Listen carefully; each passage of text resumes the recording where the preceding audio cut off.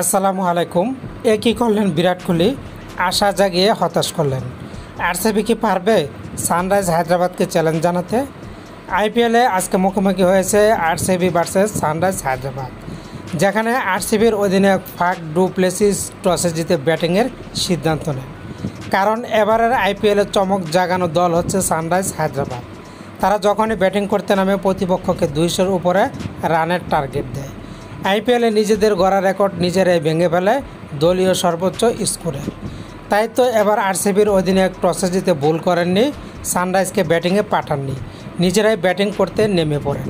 আর তখনই সাবধানে খেলতে থাকেন আরসিবির দুই ওপেনার বিরাট কোহলি এবং ডু প্লেসিস। দুর্দান্ত শুরু করেছিলেন তারা দুজনেই, কিন্তু একটা সময় গিয়ে অধিনায়ক প্লেসিস মাত্র 25 রান করে আউট হয়ে যান।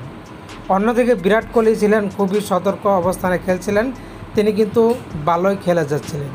15 ওভার পর্যন্ত তিনি ব্যাটিং করেছেন, যেখানে দলীয় রান ছিল 140। বিরাট কোহলিও দুর্দান্ত একটি হাফ সেঞ্চুরি তুলে নেন, যেখানে তাকে খেলতে হয়েছে 43টি বল, মাত্র একটি ছক্কা হাঁকিয়েছেন এবং 4টি চারের মার মেরেছেন। যখনই বিরাট কোহলির ক্রিজে থাকা দরকার ছিল, কারণ 15 ওভার পরেই কিন্তু দুমদাম মার শুরু করেন ব্যাটাররা। ঠিক তখনই বিরাট কোহলি নিজেকে যেন ধরে রাখতে পারলেন না, তিনি আউট হয়ে গেলেন। বিরাট কোহলি থাকলে হয়তো তাদের দলীয় স্কোরটা আরও বড় হতো।